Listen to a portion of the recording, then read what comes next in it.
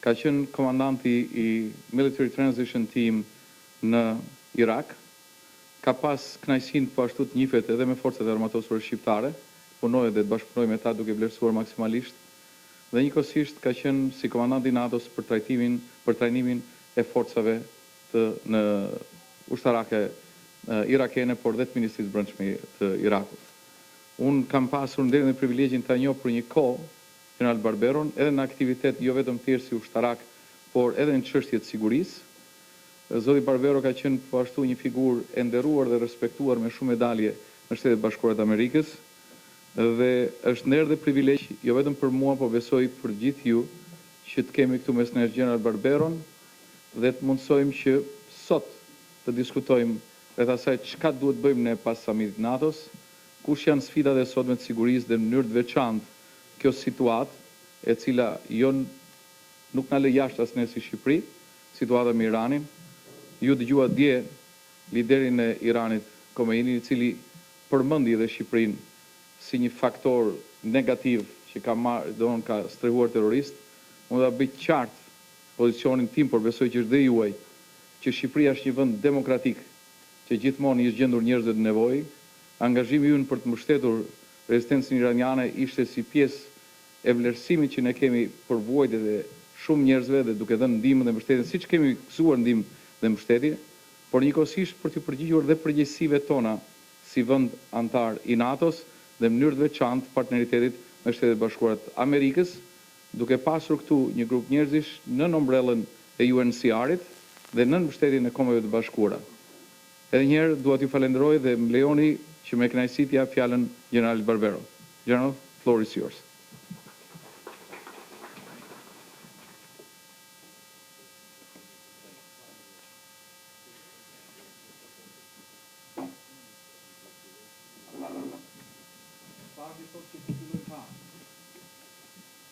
I think, please start your breakfast. Ju lutem mund të filloni dhe ta hani mëngjesin dhe mendoj se atë çfarë that ishte apo jo zoti Medio, pikërisht këtë. Ministers, generals, ladies and gentlemen, and dear friends, it's a tremendous honor to be able to see you this morning and have the opportunity to share some views and some thoughts with you in a very complex and challenging and dangerous world.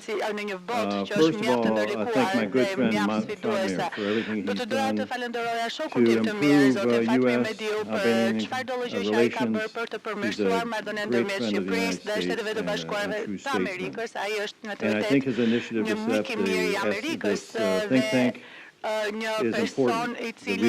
The region is important to the United States, and I'll discuss why in And first of all, I'm here this morning to say thank you. I was the NATO commander in Iraq for 17 months, and I served in Iraq for a total of 4 years. And side by side were the soldiers from your country, from Albania, who served with honor and distinction. And I was very proud to serve with them, and I'm very proud this morning to be able to say thank you to Albania. Thank you for always giving more to the United States than we give back, and giving more to NATO than NATO gives to you. You're a loyal ally, and I just want to say thank you for your soldiers and your service. So this morning I'd like to take time to talk about several topics. NATO, talk about, today I'm here as a businessman, the business environment here and what we can do to strengthen ties between America and this great country in that regard. And then also talk a little bit about current events. I know actions in the Middle East have dominated the news the last few days, and I'll give you my view on that and then have some time for questions and answers. First of all, NATO. I've served twice as a NATO officer, once as a colonel, then as I said, the NATO commander in Iraq as a lieutenant general. And I believe NATO is the indispensable alliance. It is stronger today, and it is vitally important as we are in this period of great power competition. To have a strong enduring NATO is essential for all of us, for Albania and for the United States. And despite, I tell people when they look at the United States today, don't pay attention to the tweets, pay attention to the policies. And I think the policies of the United States have underscored my comments and the importance and significance of NATO to the United States and to security. I would tell you that it's good to see the report from the recent NATO summit in London, that spending is up. That's critically important for reasons we all recognize, and for the Alliance's continuing commitment to counterterrorism. Terrorism is here to stay. It will affect all of us. It has affected all of us. So I was very greatly encouraged to see that in the statement coming out of the summit. You can't talk about NATO and in this region of the world without talking about Russia. And I fully endorse NATO's policy towards Russia of defend and dialogue. But I think the D in defend is a capital D. You have to have the defense, and Russia understands that and respects a strong defense. I think Mr. Putin's goal is to challenge the legitimacy of every Western institution they can, whether it's American elections, whether it's NATO alliance, to try to interfere with the operations of the EU elections within all the parties. He is trying to delegitimize all of these Western institutions that we hold so dear, and that for many of our fathers and grandfathers fought and shed blood to defend. So I think we need to continue this policy of defending strongly while trying to have a dialogue with Russia, but of course the dialogue takes two parties, and we have to get Russia to understand that. The defense part with Russia is one of deterrence.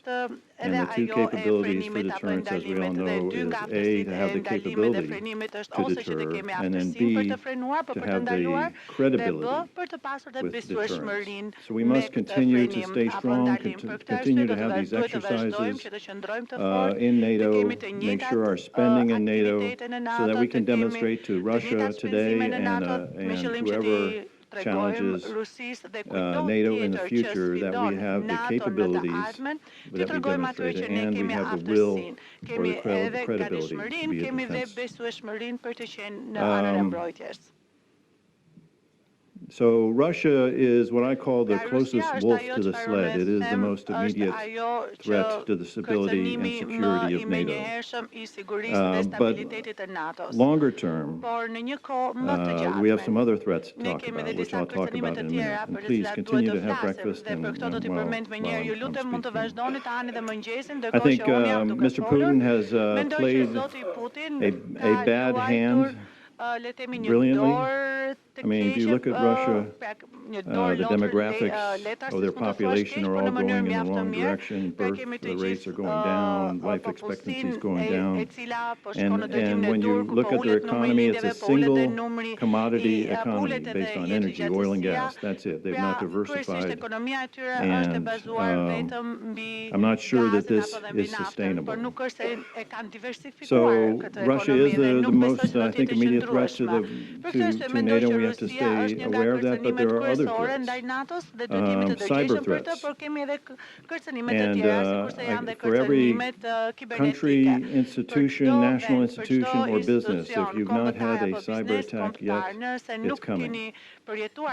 So ask yourselves, I'd ask you to look, and the Alliance, I know, is stepping up to this, and the United States has placed great emphasis on cyber training, cyber defense.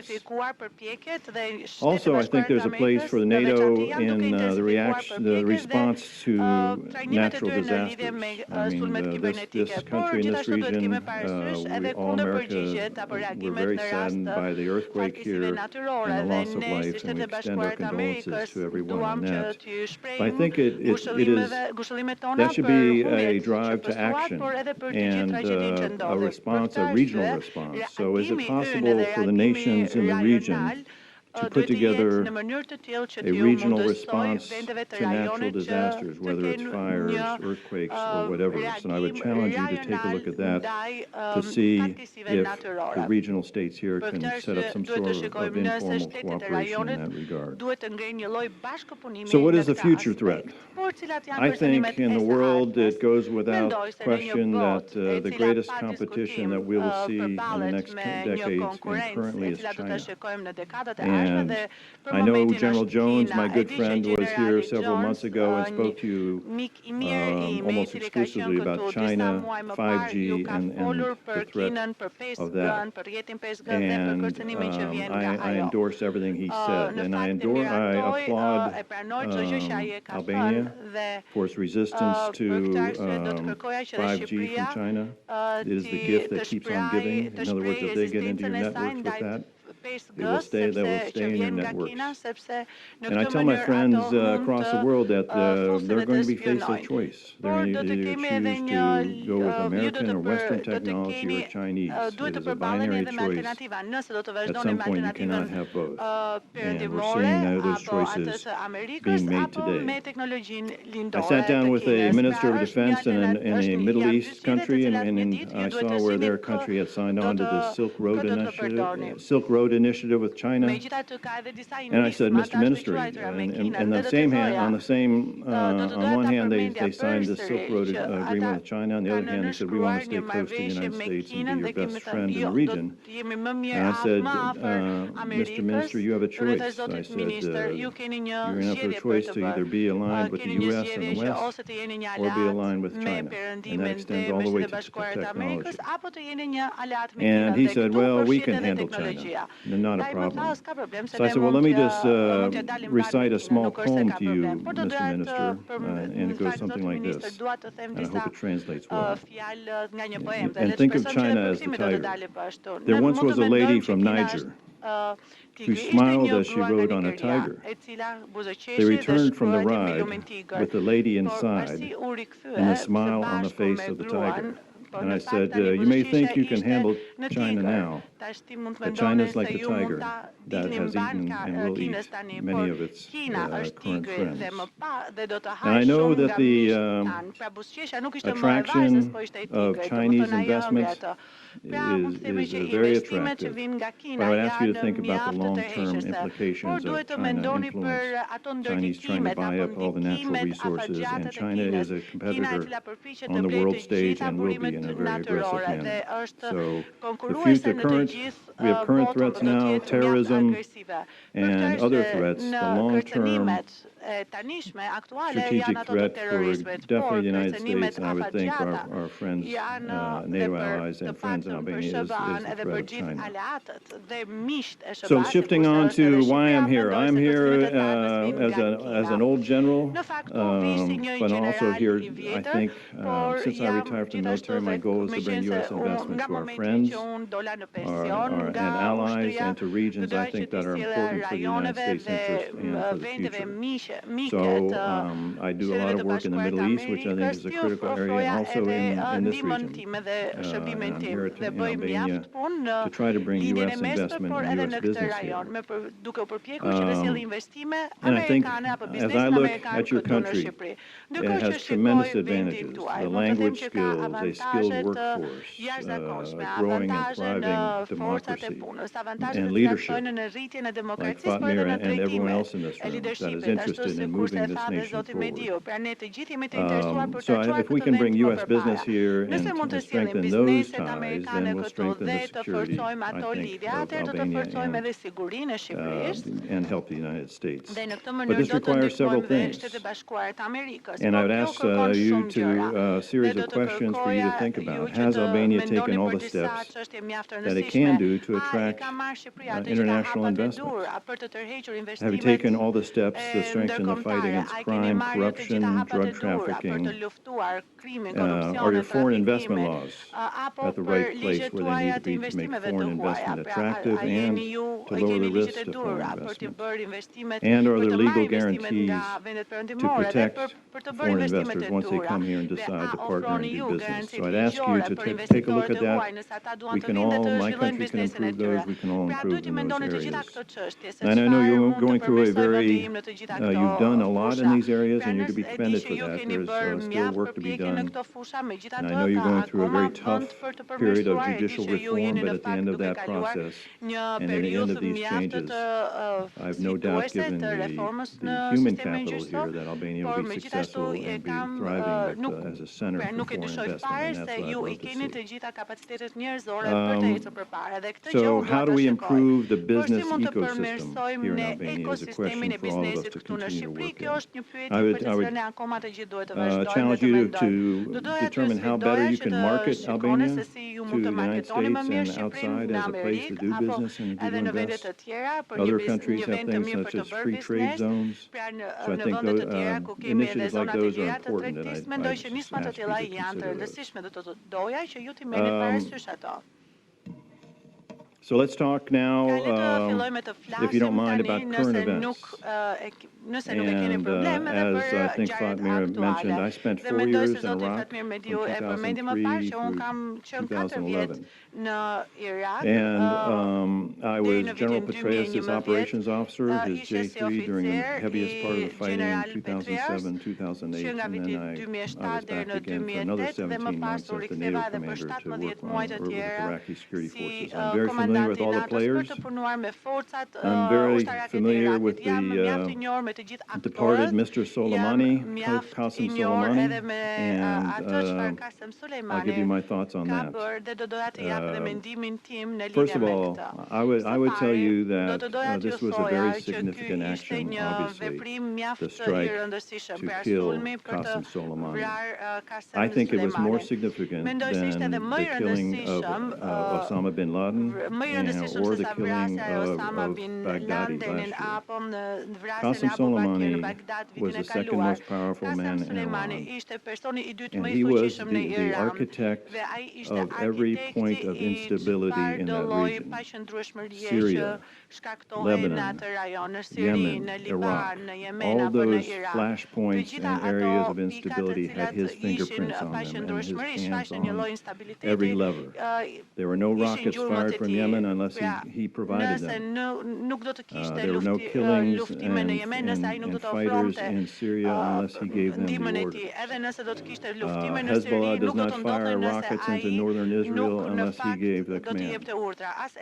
In Iraq, when I was there, it was clearly obvious that the militias, the Shia militias, the violent Shia militias that were attacking Iraqi and American forces were trained, financed, organized, and led by Qasem Soleimani. They developed specific weapons to attack American and coalition forces. It could have been Albanian forces that were very lethal and effective. And the numbers I've seen, that 700 American soldiers died at the hands of these militias and by these weapons directly supplied by Qasem Soleimani. So his past record had him designated as an international terrorist. In the last few weeks, he was behind the attack on our U.S. embassy in Baghdad. And we've had some bad experiences with our embassies in that region, which this president and this administration said would not happen again. He was directly involved in those attacks, and President Trump acted. And I would tell you this, if he had come into Iraq or nearby when we were there, when I was there with General Petraeus, we would have done something similar if we had the opportunity. But he was very clever and never gave us the opportunity. Now people will say, oh, why are we doing this? This is going to cause more problems. Why take this step? And I will tell you, back in history tells us why. History provides the answer.